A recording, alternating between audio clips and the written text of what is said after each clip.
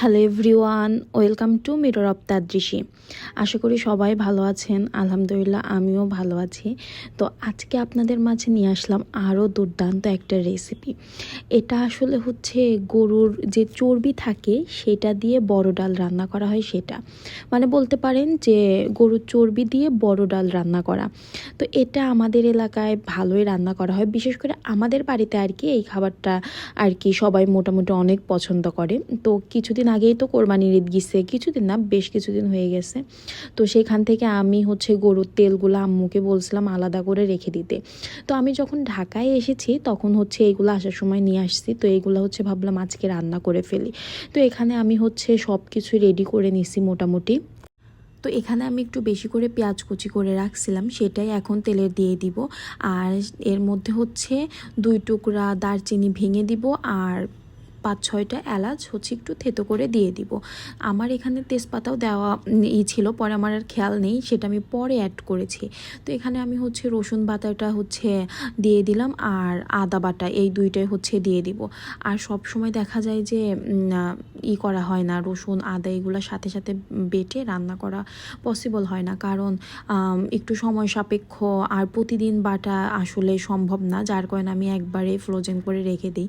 আমার মতে অনেকেই এরকম রেখে দেয়, আর যারা আসলে গ্রামে থাকে তাদের তো ওই যে প্রত্যেক দিনই তারা বেটে রান্না করে, আর সেই জন্য দেখবেন মাটির চুলায় গ্রামের মানে একটা আলাদা পরিবেশে রান্নাটা আরও মজা হয়।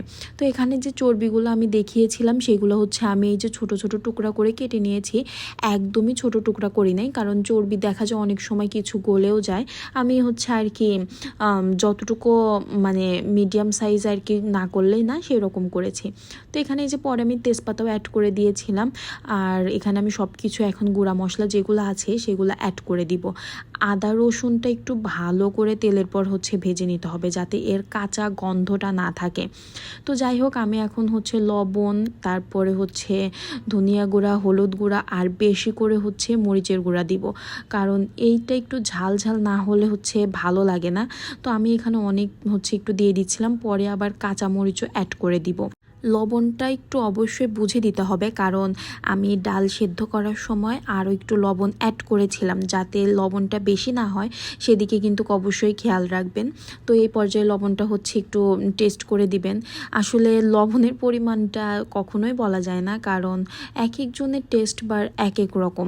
সো সেই ক্ষেত্রে হচ্ছে কে কী রকম লবণের পরিমাণটা খেতে চায়, কে কতটুকু করতে চায়, সেটা তাদের টেস্ট বারের উপর ডিপেন্ড করে। তো আমার ক্ষেত্রে হয় কি, আমি হচ্ছে লবণটা দেখা যায় একবারে দিয়ে দিই, আমার কখনোই দ্বিতীয়বার লবণ দেওয়ার প্রয়োজনই হয় না। এই গুণটা আমার মধ্যে আর কি আছে। অনেকেই দেখবেন 2-3বার টেস্ট করে লবণ দেয়, কিন্তু আমি ফার্স্টে যে লবণটা দিয়ে দিই সেটাই আমার ঠিক হয়। তো যাই হোক, কথা বলতে বলতে এই যে আপনাদের মাঝে হচ্ছে গল্প করতে করতে আমার মশলাটাও কষানো হয়ে গেছে। আর অবশ্যই মশলাটা ভালো করে কষায় নেবেন।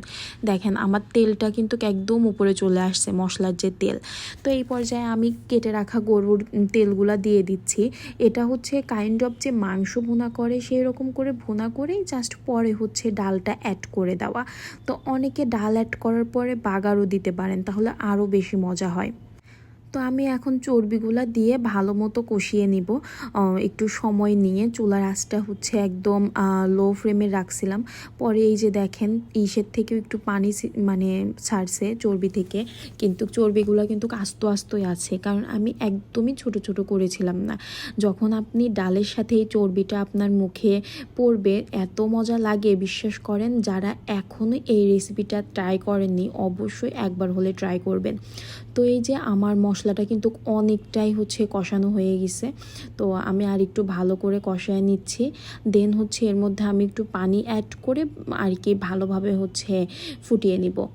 তো এত ভিডিওটা লং হয়ে যায়, যার কারণে আমি আর সেটা স্কিপ করেছি। তারপরে এই যে আমি চর্বিটা হচ্ছে আর কি ডালের সাথে মিক্স করে দিচ্ছি। দেখেন কালারটা কিন্তু অনেক সুন্দর এসেছে।